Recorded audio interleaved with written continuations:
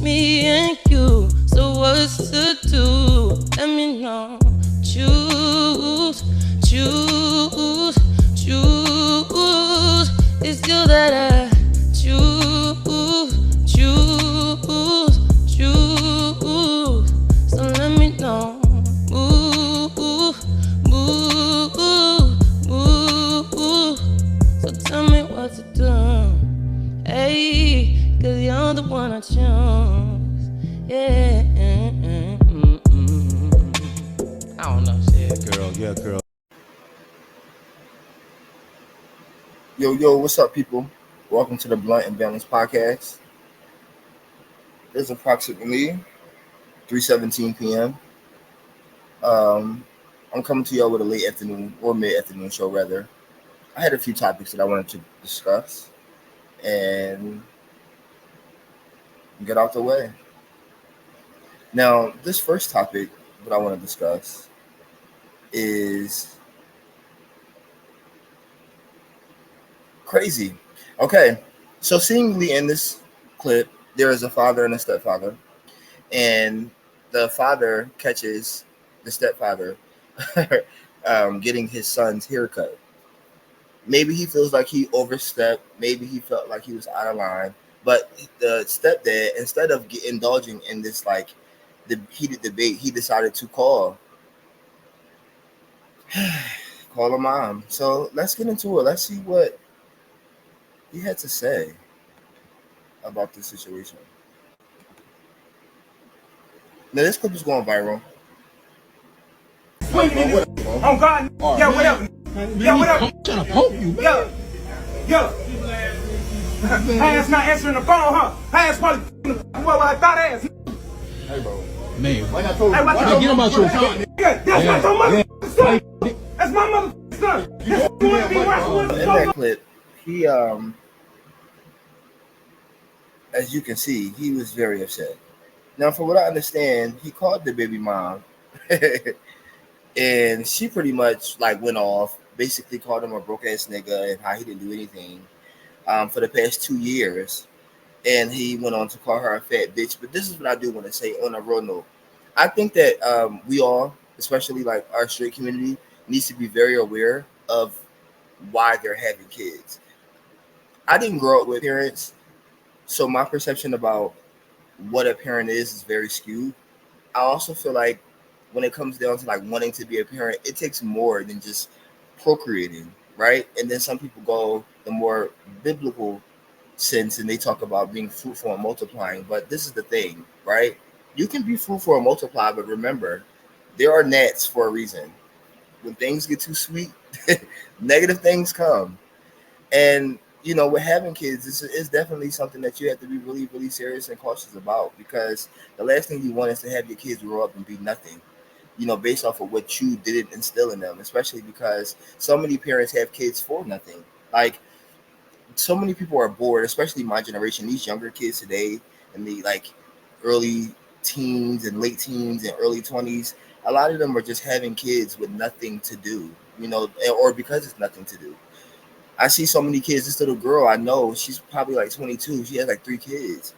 I'm not judging. It's not about judging. It's about having these conversations because I don't think it would have served her less to have less kids. I think it would have served her more to have intuitive information about life. So that way she can make a conscious decision on just not having kids and exploring things. At 22, you should be living life.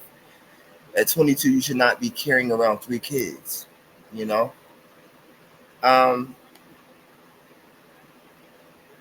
but hey, who am I? This is not about being moral police. I have no I have no I have no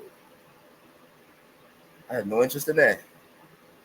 But I do want to say I think that we need to have, like I said, dialogue, especially if we can't talk to each other. Then what's the point of having mouths? No, I'm kidding. That's the problem. Too many people got mouths and nobody's saying nothing. There's too many mouths to feed. See how that tied back in? I gotta stop this shit. All right, so I'm trying to get this off, but let's get into the next thing. So the next thing I want to get into is um, a topic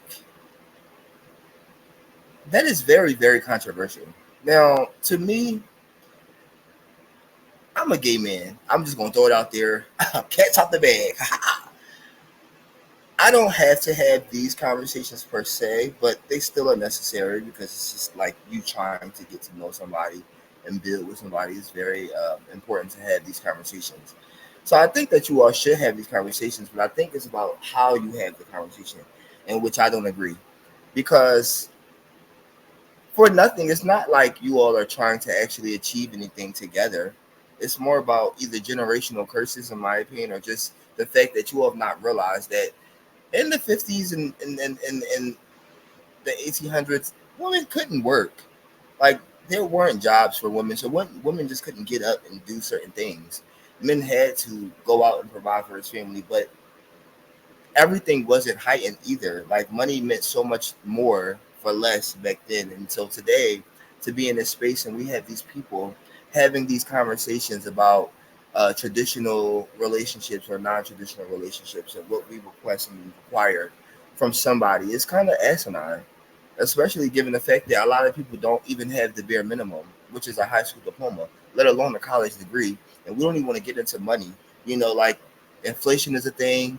Hell, do you even know about property? Do you know about taxes? Do you know about investments? Do you know about credit scores? All of these different things tie into play. So for people to have these conversations, and it be so minuscule, like what they're actually talking about within that conversation, that's what gets me every time. That's what makes me laugh.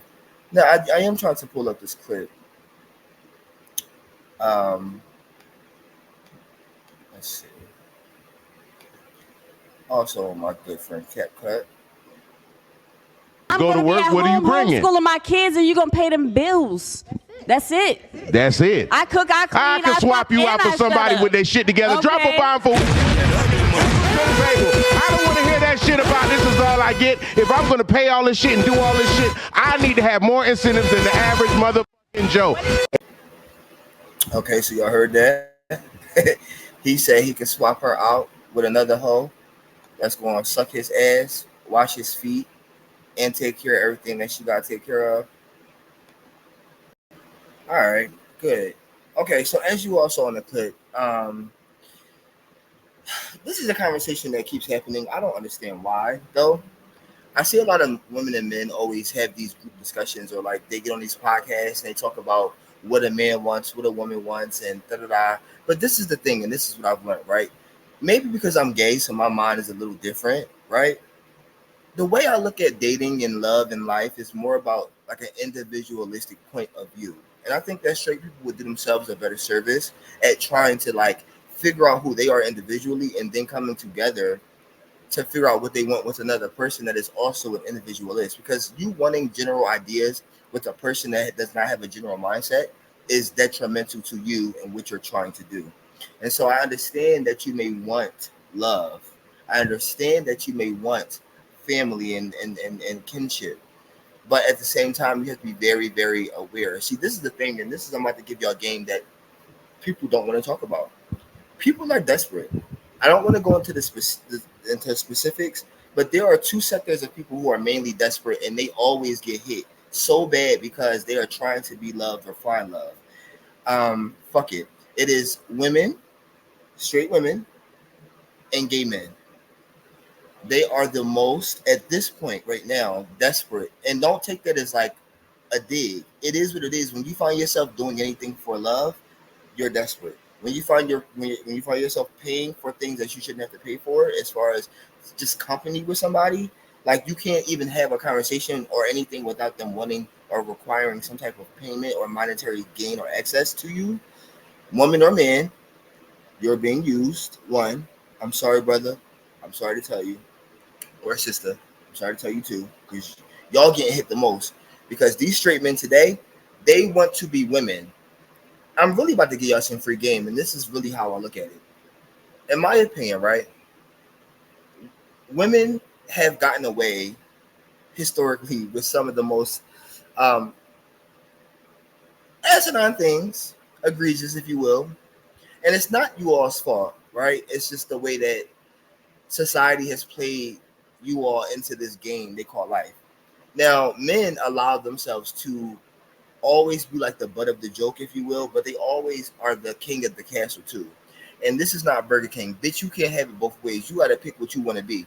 And so men have let women, you know, be the butt of the joke for the past, I don't even know how long. And now women are making more money. Women have more degrees. Women have more access to more money and just overall creativity. Hell, even in the music industry, women are taking over. Women rappers are at the top. They've never been this prominent ever. R&B, the girls are coming out swinging. They are, in my opinion, for the past like 5 or 7 years, they have been really a longer time than that, but for the past specifically 5 and 7 years, they have been keeping R&B afloat. Music in general. Men have watched women go through life and get kind of babied and coddled in certain instances, like child support and court hearings, when it comes to like family court. And supervision of the child. I can't think of the type that what it is right now. Y'all know what I mean. In the chat. But because men have watched women make money, especially in the ways that they've not been able to overutilize them anymore, you know, because I hear men all the time say, "Oh, these women today, all they want to do is be whores." But my point of reference is they weren't whores in the 90s when y'all had them shaking their titties and popping their butt in the music videos behind champagne sparklers with motherfucking shimmery backgrounds and gold dance floors. They wasn't whores then, but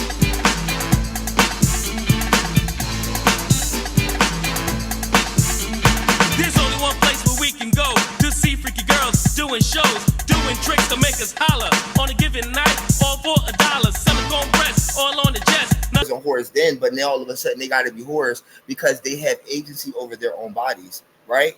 Now, this is the thing. Y'all can say whatever y'all want to say. This is not about picking sides. I am calling a spade a spade. We have to get out of the space of trying to, I don't know, punish people for being who they are. You know, we always want to like speak consciously about what we want from people, right? And how aware we all should be. But yet and still, there's still some doubt in everybody's mind in which people can't have real experiences. And so we judge them.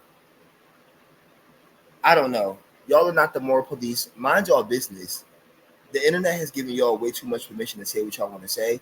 And I'm not saying that y'all can't have an opinion, but make sure that if you have an opinion, at least try to weigh out all of the options. Because I don't think you have to be right or wrong about a fucking thing. This is America. We are right and wrong. So it is what it is. You can do what you want to do. Be who you want to be. Just make sure that you at least, at the bare minimum, okay, try to be fair, because that's the point of this. I want to be blunt and balanced, but I don't want to be ignorant and wrong. Okay? It's nothing cute about being loud and wrong. And I think a lot of people get caught up in that. You know, they just want to be heard. To me, that sounds like you have attention deficit disorder. You know, maybe you needed some of that attention growing up. I don't know, but I wish y'all had those conversations instead of having these dumbass shallow conversations about what men and women want. Who cares? And then the 50-50 thing. So, okay, I'll put that in the title, but this is the thing, right? Should women and men go 50-50, right? Stop answering that question. Stop answering that question. And you talking about, oh, I'm not a man if I'm going 50-50 with my woman. It's hard, brother. You sitting up here, your nice house, your nice jewelry, nice cars. Oh yeah, man, you gotta do 100%. How? How, brother? If I'm making $14 an hour, what you expect? You know, you still on there. Oh yeah, man, 100%. You're not a man. You're not a man. How? I'm still working. I'm still providing, right? So what makes me not a man? Because I'm going 50-50 with my woman.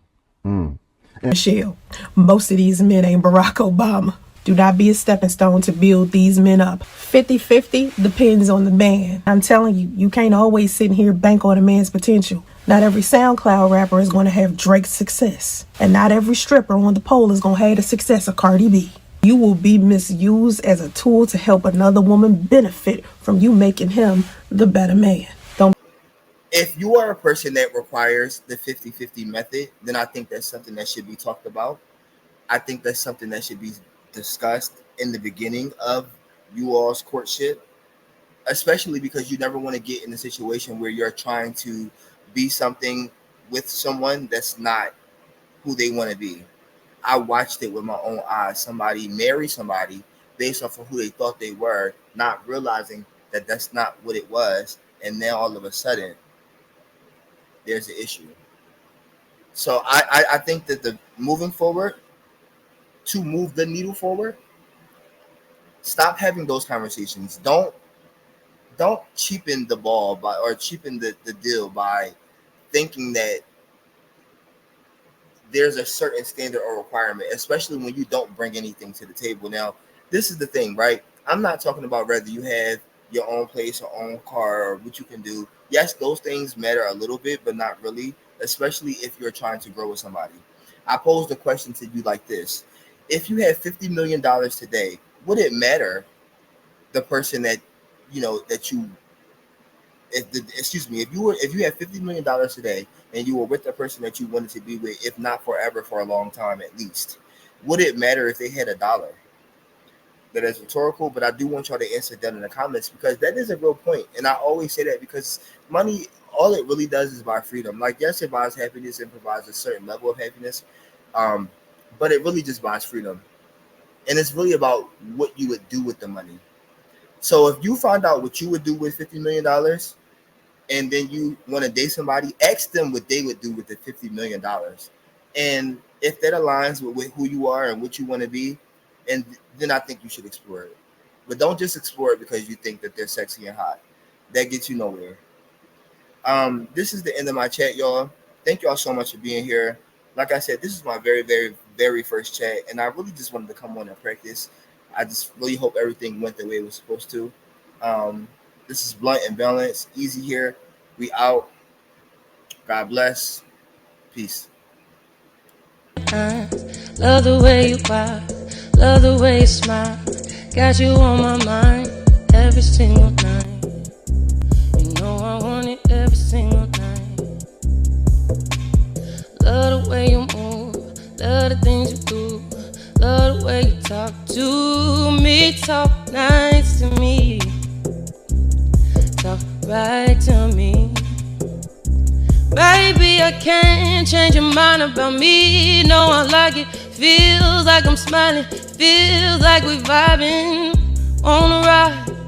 'Cause I'm riding for you. I know how to choose. I know how to choose. I know how to choose. And I choose you. I like how you move. Hey baby, I like how you move.